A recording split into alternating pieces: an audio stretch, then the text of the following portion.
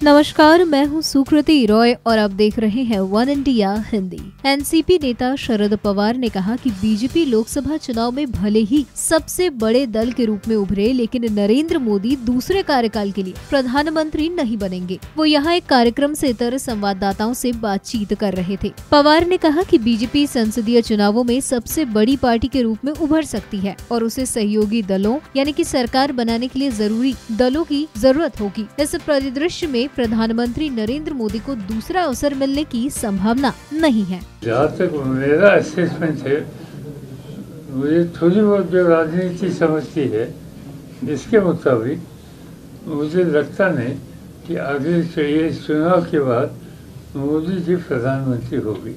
कितनी सीटें मिल सकती है सर? मैं तो ज्योतिषी नहीं हूँ पर मुझे लगता है कि उनको जो नंबर चाहिए वो नंबर मिलेगा नहीं। कि अभी आपने कहा कि प्रधानमंत्री फिर से नरेंद्र मोदी नहीं होंगे, थोड़ा इलाबोरेट करेंगे? नहीं, मुझे ऐसे लगता है कि भारतीय जनता पार्टी को क्लियर मेजॉरिटी नहीं मिलेगी।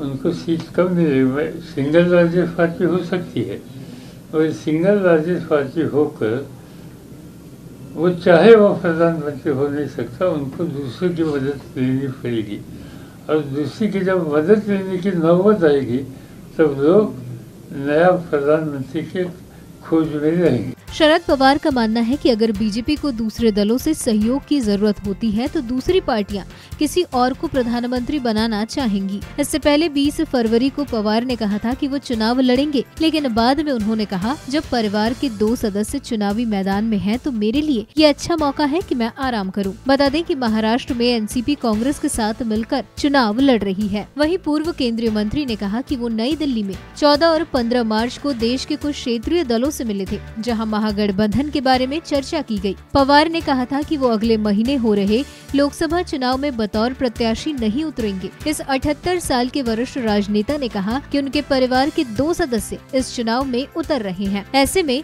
किसी को पीछे हटना ही होगा। हालांकि पवार ने इससे पहले कहा था कि पार्टी कार्यकर्ता चाहते हैं कि वो चुनाव लड़े। पवार के चुनाव न लड़ने की घोषणा पर बीजेपी के मुख्यमंत्री फडणवीस ने चुटकी लेते हुए कहा था कि बदलती बयार को महसूस कर लिया है। इस पर पवार ने प्रतिक्रिया व्यक्त करते हुए कहा, ये बचकानापन है क्योंकि मैंने लोकसभा और विधानसभा चुनावों में 14 बार जीत हासिल की है। वहीं आपको बता दें कि लोकसभा चुनाव 2019 में जीत दर्ज करने के लिए अपने कार्यकाल के आखिरी दिनों में मोदी सरकार एक से बढ़कर एक ऐलान कर रही है। वहीं कांग्रेस पार्टी चुनावी अभियानों और प्रेस कॉन्फ्रेंसों के माध्यम से वोटरों को लुभाने के लिए घोषणाओं यानी कि वादों की फेहरिस्त लंबी कर रही है। अभी तक जिस तरह से बीजेपी और कांग्रेस ने लोकसभा चुनाव को ध्यान में रखकर घोषणाएं की हैं, उस लिहाज से देखा जाए तो 2019 का चुनाव मोदी के मास्टर स्ट्रोक बनाम राहुल की रबड़ी होने वाला है। बता दें कि 3 हिंदी बहुल राज्यों में बीजेपी की हार ने मोदी सरकार को लोक लुभावन घोषणाएं करने पर मजबूर कर दिया। वहीं विधानसभा चुनावों में जीत से बुलंद कांग्रेस फिर से वही रास्ता अपनाने की कोशिश में है, जिनकी बदौलत 3 राज्यों में उसकी सरकार बनी है। सरकारी नौकरियों में सवर्णों को 10% आरक्षण, 3 तलाक विधेयक और गरीब किसानों को